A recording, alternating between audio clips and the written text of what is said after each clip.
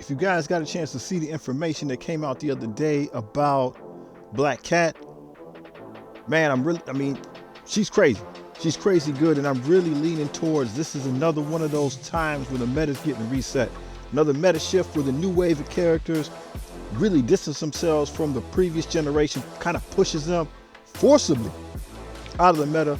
And now we're getting to that new year-long cycle, perhaps, where new things are coming in, new characters, new rules, new play styles, things of that nature.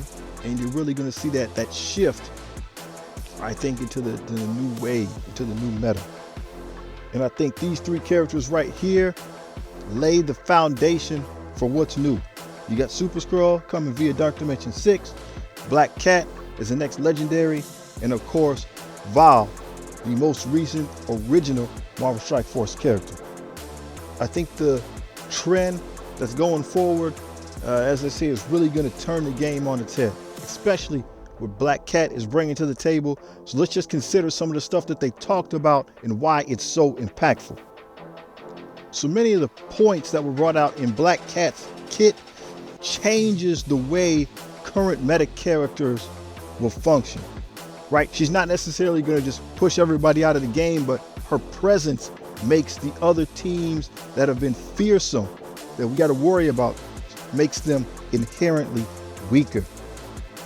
For example, Apocalypse, right? Now maybe Apocalypse himself won't be weakened, but Black Cat's ability to stop people from manipulating Speed Bar in the way that we traditionally have makes it so it's less desirable to bring in Horseman characters, right? So it's less desirable to bring the usual company around Apocalypse, right? Morgan Le Fay, like Boomer brought out, you know, what happens is Morgan Le Fay use her Speed Bar rebalancing ability and her team Speed Bar goes to 0 and Black Cat's team does not, right? That pretty much takes Morgan out of the game if that's how it works. If that's how it works, we don't know yet. But things like that really get you thinking, right? Red Hulk has a Speed Bar manipulation. Rogue has Speed Bar manipulation. And if they can't use those, they're less desirable to bring with Apocalypse.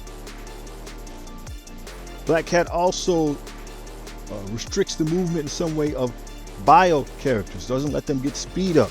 So again, it's brought out, Boomer brought out, that's going to stop the Gamma Squad from getting that early speed up, meaning perhaps you can get ahead of them. And if you can get ahead of them and stop Red Hulk, man, right? You got that under control. That's a good game. In the same form or fashion, it stops 2099 from doing his thing so that Weaver can go first. So if you can stun Weaver before she can move, bro, we've already seen that, right? That's the whole point in the mirror match. If you can get to her first, you got it done, man. You got it set up. That's a win for you. She's eliminating Revive once from the entirety of the team, so that negates Dormammu. Guys, again, I really think we're seeing a meta shift here, and we're coming on to what's going to be the next chapter in the squads of Marvel Strike Force. Moving on, let's not forget about the exposed mechanic. So Val, we got her as the most recent original character, and we're already doing damage, man. We're already doing damage, right? Pathfinder, the other day we was talking with Valley. He's talking about 600 something K team autoing. I think he said difficulty 4 in Incursion with these characters. I mean, Val is doing work, man. We've seen it. Somebody who can res 4 characters, 4 in raids, 2 in any other spot, that's unheard of. Super high cooldowns, we were wondering, well, how that's going to go. But now we see this exposed mechanic in play. We see how we can take advantage of it. It just stays around, right? You can put it on a target you're going to be hitting often and just keep milking that energy. It stays around. And then what happens when Super Skrull comes in the mix, right? Most of us, we've seen them, right? We've seen pictures here and there. There's a couple Super Skrulls running around in the wild. The dude is dope, right? They put him so he's going to be stronger than Apocalypse, right? Normal Apocalypse. If you're in the player's hand, he's going to be better than Apocalypse. And again, as we see with Black Cat coming in the game, right? You got a Black Cat on your team, Apocalypse on your team, and a Super Skrull on your team. You're going to destroy the old meta. It's going to be ridiculous. Tons of damage, tons of health, revives.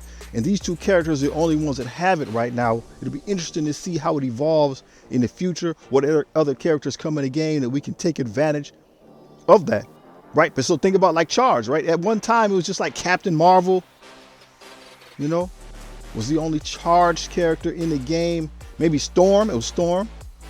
And now there's tons of chargeable characters. So perhaps we'll be seeing something with Exposed, and be really interesting to see the interactions that could come about as time goes on. Very interestingly, Photon, aka Monica Rambeau, was also mentioned in that blog on Thursday. And as people look through the data mines, we see that she is a secret defender when it comes to arena and an A-Force when it comes to war, right? She has those tags. This is the first time, I think, I could be mistaken, but I think this is the first time a character has come into the game with two different tags meant for two different game modes. That's crazy. That's crazy. Like, that's awesome, man. So think about this for a minute. Think about this for a minute. Are we at the beginning of the new theory crafting meta? Right? People said they wanted it. People said they want theory crafting. So now are people going to start coming to game with multiple uses? Right?